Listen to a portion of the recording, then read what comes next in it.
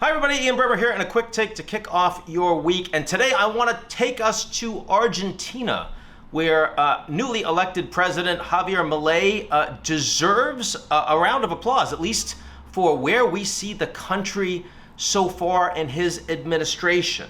We've had a first budget surplus that Argentina has enjoyed in over a decade, and monthly inflation, which has been significant highs and impossible for the people, is actually slowing down.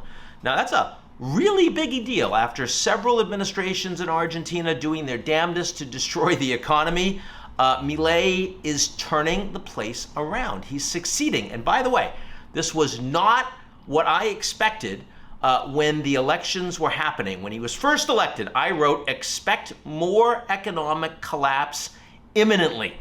And clearly, that didn't happen, and that's a great thing for the Argentinian people. I'm happy to be wrong about this, and by the way, I'll be very happy if I could be wrong about Ukraine getting partitioned. That seems like a tougher one, but nonetheless, what happened, and why has he been more successful than I expected? It's worth thinking about. Well, first of all, what the challenges were.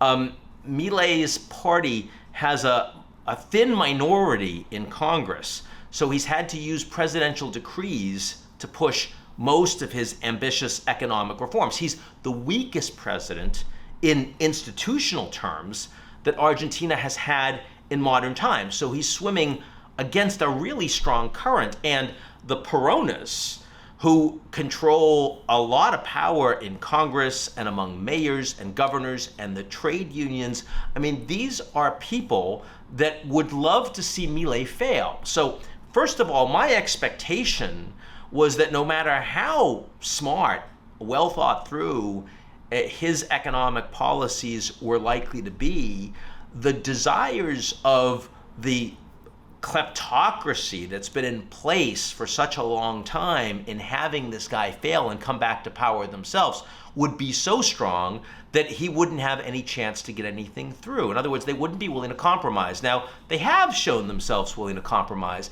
and some of this is if you leave Cristina Kirchner out, who's really kind of volatile and horrible, polemic as a governor and corrupt as someone running the country, a lot of the Peronists are really happy to see essential things happen in the economy that they don't have to take responsibility for. In other words, it's on Milei, it's not on them.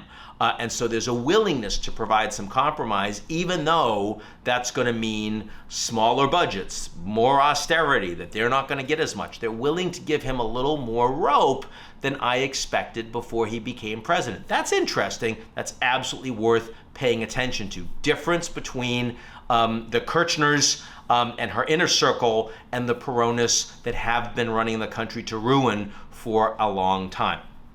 Second point, though, is that Milei himself has been much more of a thoughtful leader in terms of economic policy and his willingness to back down from eccentric and overdone claims than I had expected when he first became president. Now look, unlike Argentina's last several administrations, where they were pretty well known to anyone that covered the country, and I've traveled there and got to know the cabinets and met with the presidents and all of that.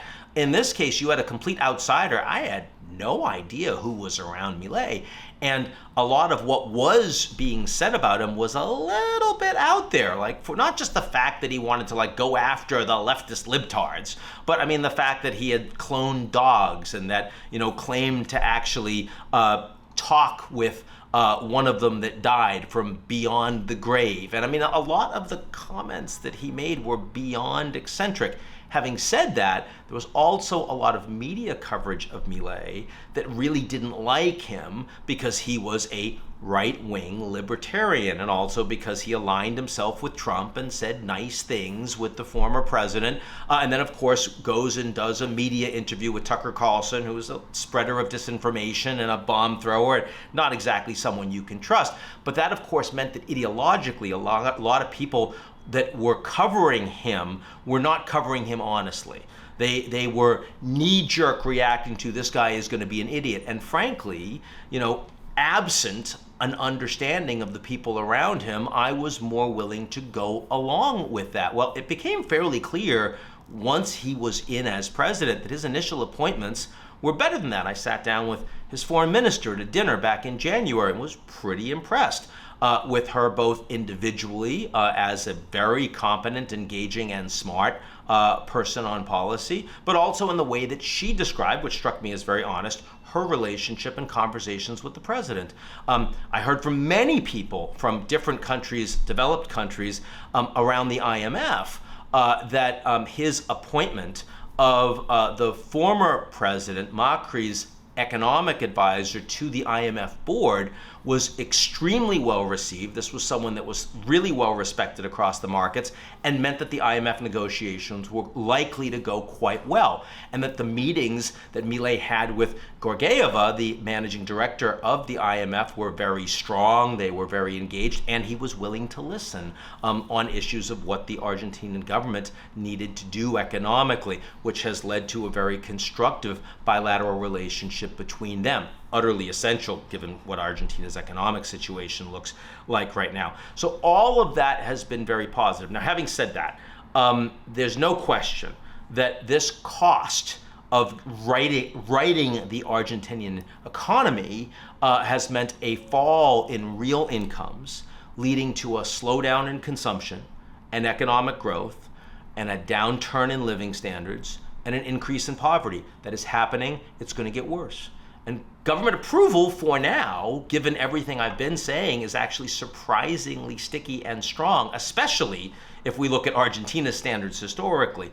Will he be able to continue this? There's no question. It is a very high bar. And that high bar is not only because that Peronist opposition is still there and they don't want him to be seen as a historic success, but also because economically this would be hard for just about anybody. But there's no question that for his first several months in government, this guy deserves respect for what he's been able to actually accomplish. And a final point is, I don't think we should have such a problem with being wrong. You only have a real problem with being wrong if you are so ideologically attached to what you were saying to begin with. If it's just a question of analysis and you made a mistake in your analysis, you go back, you get the analysis right, and you change your mind. And that's fine. Also, sometimes the world changes, and so you change your mind. But, if the fact is that the analysis is wrong, and it's not like I have a problem with Milei doing well, I would love him to do well. I would love the Argentinian people to succeed and to get out of the corruption and the devastatingly poor economic policies that they've experienced for decades now. This is a country, anyone that spends time there knows, incredible education, very, very, beautiful and fertile land, and a place that you just want to spend time. And they have been run into the ground by poor governments, a series of poor governments. And if Milei is the guy that turns that around, he has nothing but support from me. That's all from me, and I'll talk to y'all real soon.